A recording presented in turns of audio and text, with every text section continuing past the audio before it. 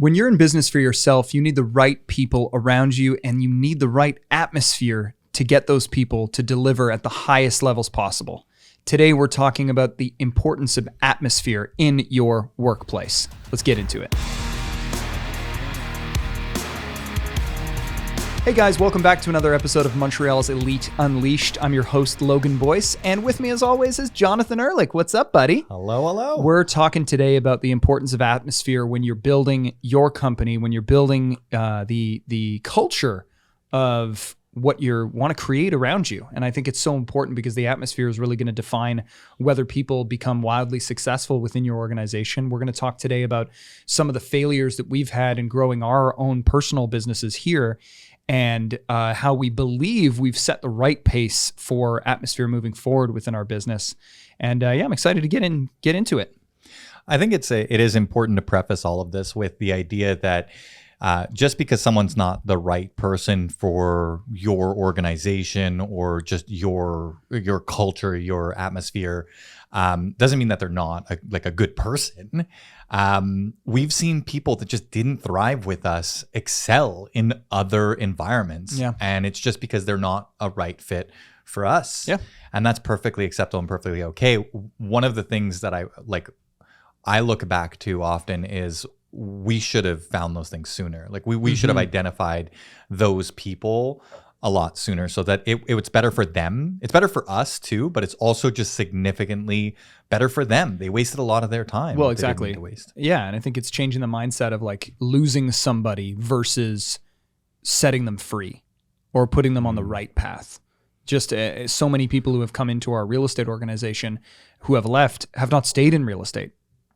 And that's because it's not for everyone, man. Yeah. It's so funny. That's literally the state slogan for Nebraska. It's not for everyone. I swear to God, they're like trying to attract tourists and they're like, don't come here. But yeah, no, it's true. It's not for everybody. And that's okay. It's different strokes for different folks. There's a million ways to make $1 million. And being in business for yourself and the level of accountability that we have on our team is absolutely not for everyone. So I think you're right. It's finding the right people and identifying whether or not they are the right person as soon as humanly possible. Well, and not being not thinking that it's a negative thing to call that out, not feeling bad about it. Coaching other team leaders, that is one of the big struggles that a lot of team leaders have and a lot of people have, is firing is so hard. Yeah.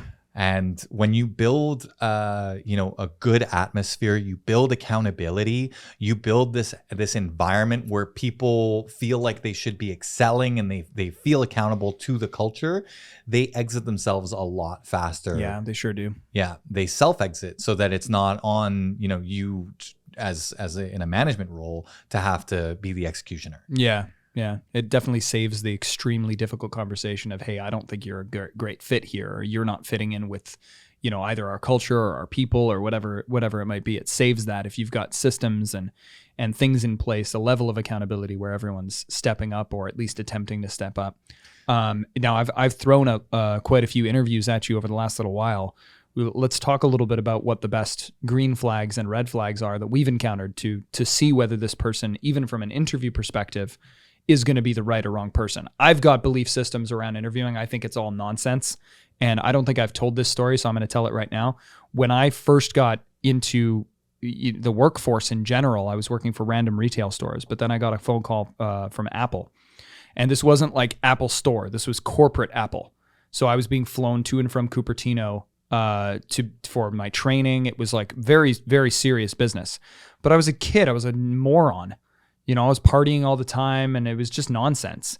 But I knew what Apple wanted to hear because I loved the company. I knew everything about the company. I knew everything that I needed to know. I knew their culture a little bit so I could be who I needed to be for that interview. So the night before this interview, I was drinking like a fish. So I wake up in the morning. It's like, 10 o'clock in the morning. Like now this seems insane. That seems like an astronomical amount of time to sleep. Like that. Bro, that is so much sleeping in. Holy cow. But at the time I'm like, oh my God, 10 so early, bro. I'm sleeping in all the time.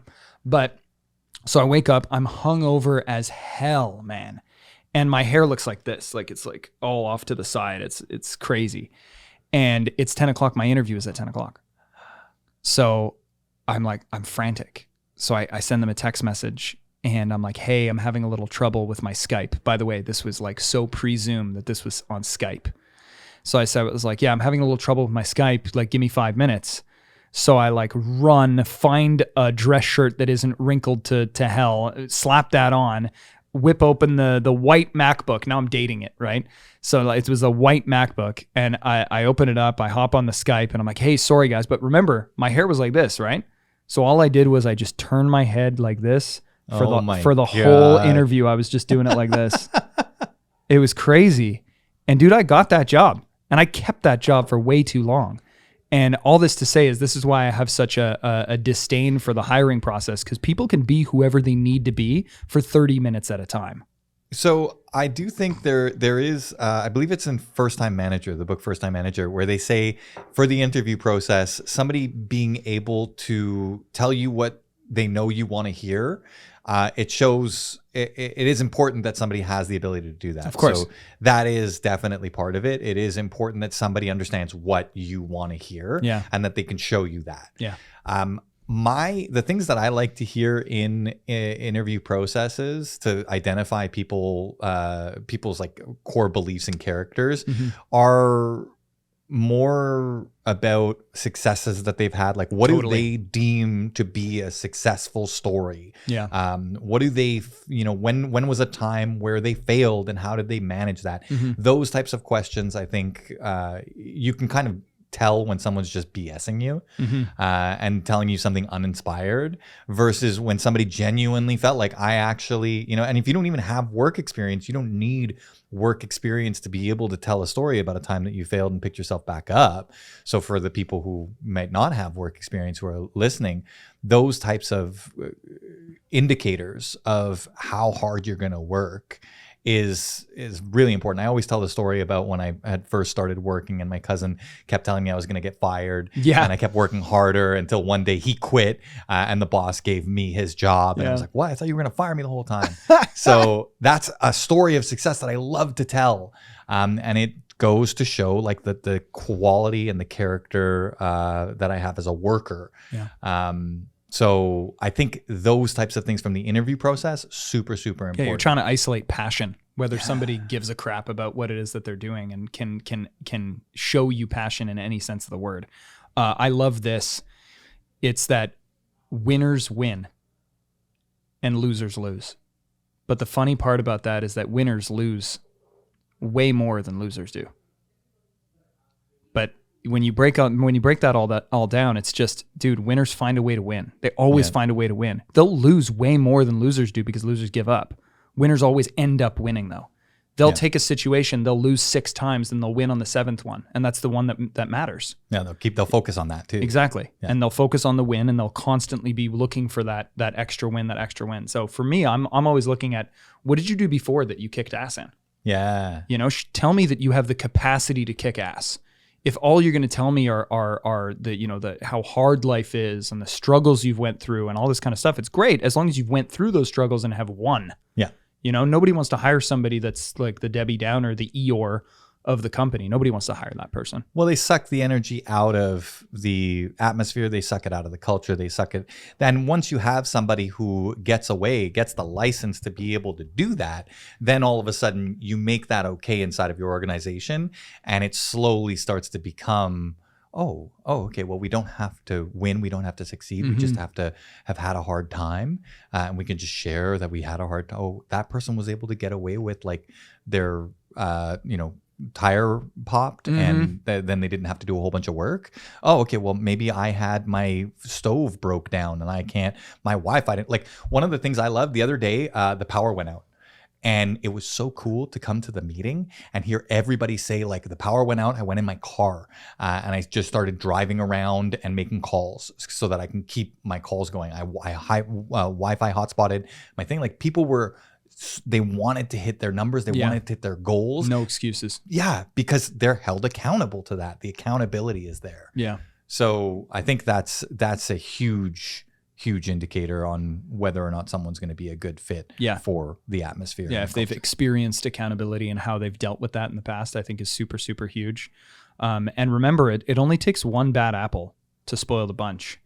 And that's so true from like a day-to-day perspective. Is like if you've got one person in the room out of, let's say you have a small team, let's say you're growing some kind of team, it's employees, you're running a coffee shop, doesn't matter. You bring in one person that's a Debbie Downer every single day, or whatever the male version of Debbie Downer is. Depressed Daryl. I was going with depressed Donald. Donald Downer, whatever. So anyways, the downer person. Dairy Downer. Guess what, Dairy? You're a downer. But yeah, so you bring one of those people in there and all of a sudden everybody else starts becoming a little more down. And it reminds me of this old cartoon. I don't know if any of the listeners ever read any Calvin and Hobbes, but it was my favorite cartoon strip growing up. It was just awesome. I love the imagination behind it. But there's this one where Calvin, like he woke up in this like just terrible mood, and Bill Watterson is such a genius. His drawing is so impeccable, and he was just viciously down, and gets out of bed and he eats his cereal all pissed off, and then he goes to the bus stop where he's waiting, and Susie's there. Susie's like the gal in the comic. She's like, "Hey, Calvin, how's it going?" She's so freaking, bubbly. So bubbly. It's Yeah. gross. Well, to Calvin, at least, he was just like this the entire time, like just so mean mugging her. And she's like, "Well, what's going on? What are you going to be playing today?" And she keeps asking him questions. He keeps not responding. And eventually she's like, "Well, you know what? If you're just going to be like this, I'm not going to talk to you at all." And then she goes like this, and it's drawn that she is now like adopted his negative attitude. Yeah. And then it cuts back to him, and he smiles a little bit, and the text and the message goes, "Nothing helps a bad mood like spreading it around." Oh my God. And I was like, "Oh my God, get these people out of my company."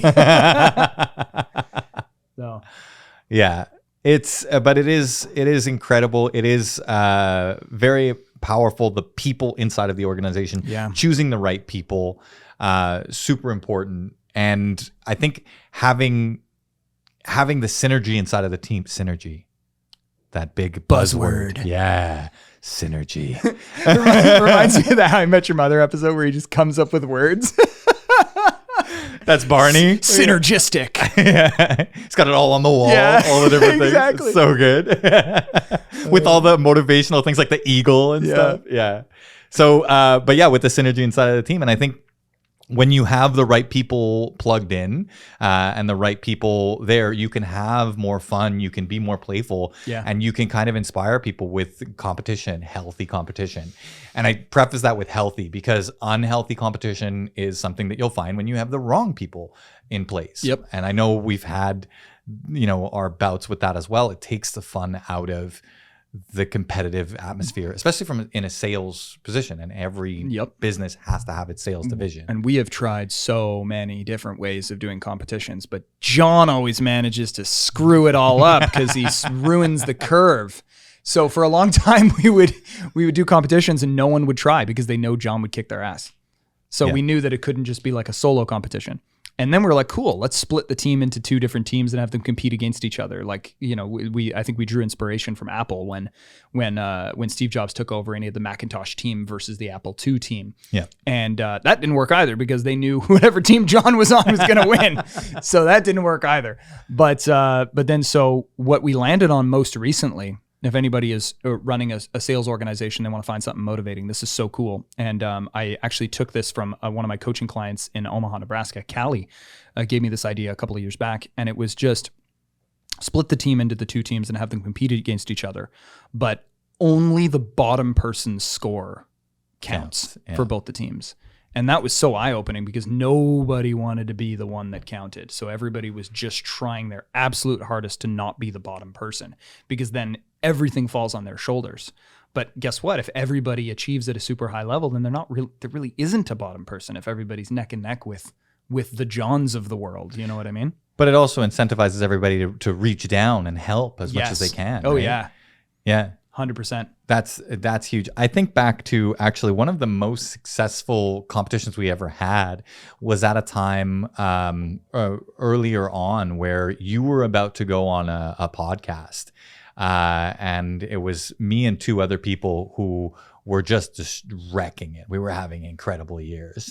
And we wanted to get to 100 sales before you, I don't know if you remember this. Do you remember I this? do, like, vaguely though. Yeah, we wanted to get to 100 sales so that you could go on this podcast and say, that. yeah. Yes, yeah. So you didn't even ask. Like, we as a team, we didn't even say, hey, we're going to have a competition. We just internally, me and 2 other members said, we're going to have this competition to get to 100 for Logan so that he can go on this podcast and hit the 100. Yeah. And it was incredible. By the end, we had just squeaked it by. Yeah. But it was so cool because we had a competition, and the loser of the competition, it wasn't that the winner won anything, it's that the loser paid something. The loser had to buy dinner, like a very fancy dinner for everybody. Yeah. That's what it was. So the loser is the only person who got hurt in this. But it wasn't even hurt. It was just like you bought dinner for everybody, and it was a fun thing to do. We all were pushing together for this goal as a team. We were holding each other accountable. We were so like, we had this goal, this vision in mind of like accomplishing this thing by this time. We had a deadline, everything. It was so cool. We had the right people in the right places at the right time, pushing towards the right goal. And it was really, really neat. It wasn't like we had to put the competition out there. It was just, it did it. Yeah. So and what was really rare about that situation is that, especially when you're building a team of, people who are self-employed, it's hard to get them to rally behind a goal that's like not individualistic in nature. So it was tough to and we still struggle with creating goals that are like group based. So it was really, really awesome just to see that happen in that way. The other thing I think is great is just throwing up a leaderboard. Yeah. You know, if you are running a sales-based business and you have the ability to have dashboards in your office, man, super, super powerful. People will just come in and look at it. They'll come in and stare at it, and then once they'll realize, like, oh my God, this is so powerful, because look at all the salespeople that are looking and seeing, okay, I only need X amount more to beat this person. I need this to beat that person. I need to increase this to get that, or whatever. It's really awesome. Any kind of tracking too, because we've seen it too when we've gone into other organizations. Like, they'll track number of dials or number of contacts. Yep. And there will be someone who's like brand new who just came in, and maybe they can't compete with somebody who's been in the industry for a while in sales. But they can compete on contacts. Yeah. They have a domain that they can own, and that's going to benefit them and help them. So putting that leaderboard, not just having it be, well, only the top salesperson gets recognition, like making it the performance indicators that you're trying to follow be the things that you're tracking, and get people excited about being on the top of those leaderboards. Yep. Because that's ultimately going to lead to the result that you're looking for. And you're probably tracking these numbers anyways. It's just about, okay, now that you have them, what are you doing with them? Are you using them to motivate your team or not? Right. And I think setting standards in general is a great way to keep the atmosphere very high. And it was so cool to see the transformation within our organization when we set a certain standard. When we set a standard and people were all collectively meeting that standard, both as a group, but also on an individual level, they want the accountability. They want the extra level of, okay, did I make my contacts this week? Did I make my connects this week? Whatever you want to call it. Because they want the same standard to be applied to everybody. And then what happens is you create kind of this self-policing atmosphere where people want everyone to be held to that standard. They don't want any people to squeak by. So now what happens during our team meetings is we actually have to call out when people are missed the meeting. We have to tell them, okay, the reason they're missing the meeting is because they're at a building inspection, or they missed the meeting because they're at a signing, or they're missed a meeting because somebody in their family died. Like, those are the only real appropriate reasons to miss a meeting. And we want to tell people that because we've set this expectation that they want to know. Because otherwise they're going to be sitting there being like, well, why isn't this person here? Well, I guess it's okay if we miss the meeting. Exactly. Yep. And we literally had to say no to someone joining the team because they could only come to the meeting via Zoom. And we're like, we are not a virtual team. So no, we won't do that. Why? Because other people are going to ask for it. That's it. It's going to start to hurt the culture, and it's going to start. So you're only able to hold people to the level of accountability that you can hold everyone to. Yeah. Otherwise, you're making exceptions here or there, and then all of a sudden you're going to have nothing's going to matter. Yeah. So I don't think that what we're doing is holding them to like a massive, huge standard either. And this is what I tell other real estate team leaders that I'm coaching is I say, you don't set standards to have everyone on your team make $250,000. Because not everyone on your team wants to make $250,000. Yep. You set the minimum standard of somebody that's going to make like 80 to 100 grand if they follow your minimum standards. I mean, I love the idea. People will automatically pick those numbers for themselves, though. I love the idea of like, what is your goal, and having people tell you what their goals are. Absolutely. I think it is a little bit tricky when somebody first comes in. It's like, tell me this deep secret thing inside of your life. Tell me everything. And people are just like, whoa, I was just coming here for this interview. Where's the 100 grand button? Yeah, I want that one. Was easy. Give me that. But people will pick that number for themselves, and they'll say, well, yeah, and like $100,000 nowadays is not what it used to be. No, God, no. I remember hearing, but nobody's changed. If you noticed in interviews now versus 5-6 years ago, it's the same shit. Yeah. Every single time. What do you want to make this year? Do you have an income goal in mind, or a deals goal in mind, or any kind of goal this year? 100 grand, 100 grand, 100 grand. You just want to be able to afford groceries. That's what 100 grand That's is. 100 grand is nowadays. Thanks, Trudeau. Oh my God. Oops. But yeah, I think that number, they'll pick it for themselves. And if they picked it for themselves, they can be held accountable to it. They can be held to a standard to achieve it. Yeah. I am hearing of some, from the people that I coach, when they ask questions about like what people's goals are, sometimes people are coming out with these expectations of like, I want to make $350,000 and it's my first year as a realtor. I think there's some merit to that, but I also think there's some like, are you realistic about that? Yeah. Why do you need $350,000? How much money did you make last year? Did you make $15,000 last year? If you made $300,000 this year, like how would you even live your life with that money? Yeah. You don't know what that would do to you. Yeah. They're watching way too much HGTV or Netflix selling sunset bullshit things or whatever. You're thinking you're going to go to lunch and just talk on the phone. You're going to network your way to $350,000. Exactly. That's not going to happen, especially not in your first year. Yeah. I like being super candid with people. You can make $350,000 in your first year, but you're literally going to have to work 12-hour days, 6-7 days a week. 12 hours. You're going to need a lot more than 12 hours. Yeah. You're going to be grinding like crazy. Yeah, that's what I'm saying. And we're not talking about network lunches on these 12-hour days. I'm talking about you're going to be probably, to make $350,000, you'd have to be on the phone minimum 6 hours a day. You'd have to do morning and night sessions. You'd have to exclusively be calling the higher calorie contacts, and you'd have no life. You would never go out to dinner. You definitely shouldn't have a spouse or a child unless they're on board with you not seeing them at all to make that kind of money. That's in your first year. It does get easier, of course, but in your first year, that's just astronomically high. Unless, of course, you live in, let's say, the Florida Keys or something like that, and the average sale price is like 1.8, 2.2 million or something. Yeah, I mean, there's going to be differences in every market for sure.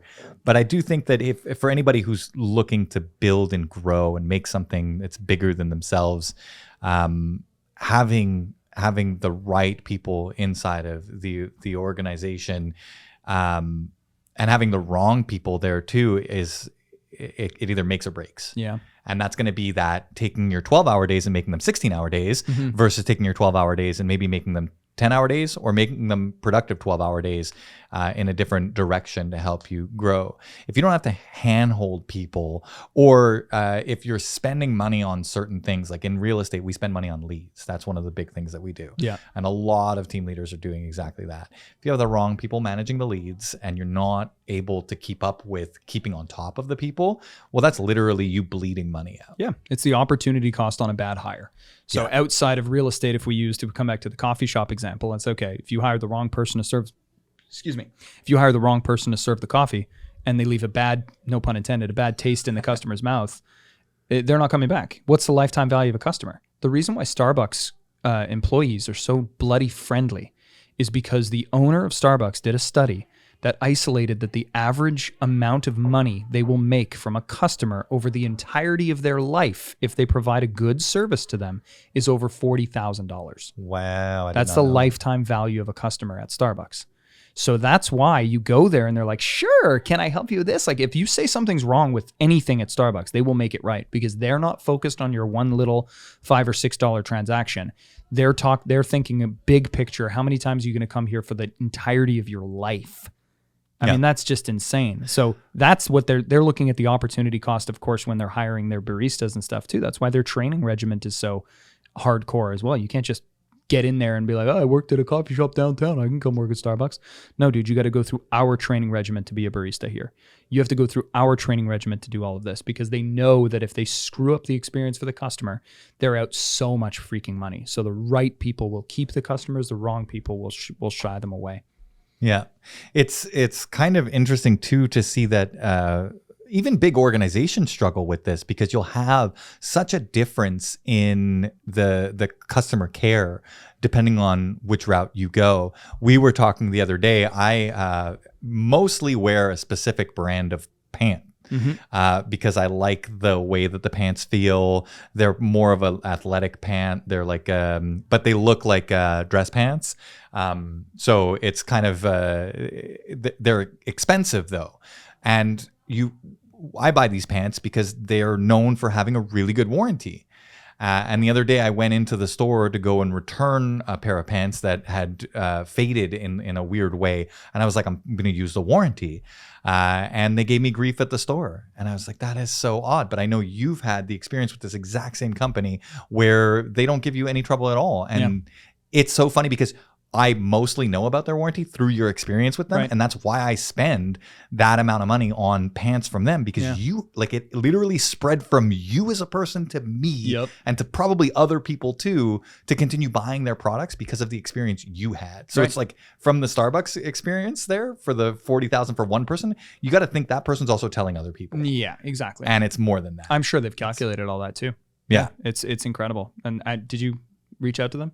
Like their corporate head offices or anything? I actually haven't yet. Yeah, they'll do it. I know they will. I have like 3 pairs of pants that I have to figure out with them. But after that one time, I was like, man, I don't even want to buy their pants. Like I was there to buy another pair of pants too. Yeah. And after that, I was like, I'm going to start looking at other companies because I don't feel like they care. Oh, they screwed up. They lost Johnny Boy. Man, I have like 8 pairs of these pants. It's crazy how much I've been just bought in. And that one experience, I was like, they almost soured it. They almost screwed it all up. To your point, that soured experience. So, and maybe that is just the policy for that one store, or maybe I doubt it. I think they probably have like they're probably trained not to immediately just give that. You know, they're probably trained to have like a trickle down effect where it's like the front person if they I Karen them. Oh, you did? Give me the manager. I'd like to speak to the manager.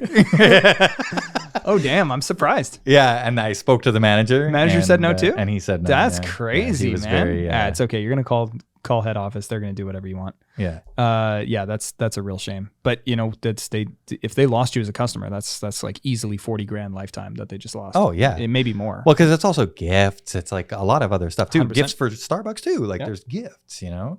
So, and in our industry, it's for real estate, it is that experience that people have with their realtor. And then they're like, okay, well, I had a bad experience. And then they look at the brand and they're like, well, I'm never going to work with them again. Right. We've had that experience with some of the brokerages that we've worked with in the past where they're like, I'll never work with this brokerage again. You're like, well, it's not even part of who we are. Like, it's just. We'll even hear it on the opposite side too. We'll sit down with somebody who's looking to list their home and they're like, well, I'll never work with Remax again.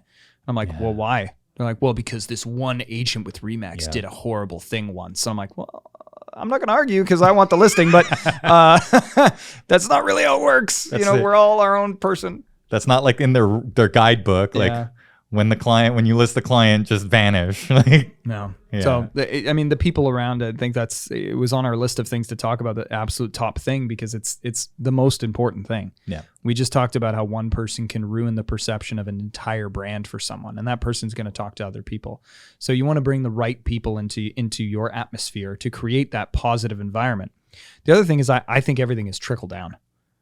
Like one of the things I pride myself in is being a relatively positive person. Like even if crap's going like really wrong, or if the company's like having a terrible quarter or whatever, I'm still all smiles in the office, because that's the culture and that's the attitude that I want to spread around to everybody. The positive attitude and the good mood spreads just as easily as the bad one. So when somebody's having a bad day and they come and talk to me for 2 minutes, and I'm going to shower them with every possible positive thing that's ever existed, they're going to have a hard time keeping that bad mood. Well, even appreciating people, like it is much easier to want to appreciate the right people if you have them in place, and the right people will appreciate being appreciated so much more. Sometimes we don't have everything to be able to give people. We have just enough to be able to give them something. Yep. And whatever that is, the right people appreciate it. Yep. Even if it's just like we make t-shirts and we give just like these fun t-shirts. People just feel like they get to be a part of something and they're happy about it, rather than being like, really? T-shirts? You guys couldn't do something better than t-shirts? You know what I mean? Yeah. And it's just like to show the appreciation and keep people motivated and happy. And they see that the work is being done and that we're trying to keep morale high. Yeah. And just from that alone, it boosts morale. Yep. It keeps the morale higher too. So goes back into the right people, starting at the right people, and then moving over into how do you maintain and manage the atmosphere to keep everybody motivated. Yep. One of the big things too that we added in a lot of accountability, but we also added in the core value structure. Yep. And you talk with a lot more team leaders than I do. But I know that's a big discussion. About half of them don't even have the core values up in their office. They have them. That's probably on their website somewhere, but they couldn't tell me what they were. Yeah. And that's a huge dysfunction, I think. I think if you have, as an organization, when you're starting out, when you're building a company from scratch, you want to know what it is that you're going to value in not only the interactions that you're having with customers, but the interactions that your employees are going to have within the company itself, with other employees, and also with customers as well. So for us, it was pretty easy. It was just passion, accountability, atmosphere, and growth. That's what we wanted to focus on. And so we measure our people that way. So it's awesome because there's a measuring stick that's the same for everybody. Even if one of the guys on the team or gals on the team pisses me off that week, unless it has something to do with passion, accountability, growth, and atmosphere, I can't score them differently, which is awesome. It's the same measuring stick for everybody. Well, it also inspires people to focus differently. Growth is probably my favorite core value that we have, because we have like little statements for them. Yep. And it's learn from mentors and mentor through master through mentorship. Yeah. Wow, I just said like it's my favorite one. I just thought you're good. Whatever. But master through mentorship, and it's creating this pathway to be able to say, take the time to learn from the people who've already done it. Yep. Find a mentor. And that's literally what you're supposed to do. Find somebody who's done it, learn from them. And then you should know it well enough to then turn around and be able to bestow that knowledge when you're ready onto someone else. And we encourage that. And by encouraging that and kind of talking about that every single week, it creates this atmosphere where all of a sudden everyone's growing together. They want to be a part of helping each other grow. And it is growth. It is like that core value isn't just the word growth. And we're like, how did you grow this week? Well, I read a book, Right. It's like, why did that book matter? Right. Because I learned something from the book. I implemented it. And then I took that and I taught it to somebody else because they saw me do it. And they wanted to do it too. And it's just like having that in your atmosphere, in your environment, in your culture. Yeah. Super cool. Yeah. Culture is another super, super buzzy word, but I think it's synergistic. Culture McPherson. So that's atmosphere, guys. Thanks so much for tuning in today. We went over exactly what the right people look like for your business and for your company, how to make sure that you have those core values, to make sure that you're measuring them the right way, and how to have a little bit of fun holding them accountable to a certain standard, and to also have a little fun putting together some really awesome competitions within a sales-based environment. Thanks so much for tuning in to Montreal's Elite Unleashed, the podcast for hustlers looking to level up their lives. The podcast for hustlers looking to level up their lives. I said it first.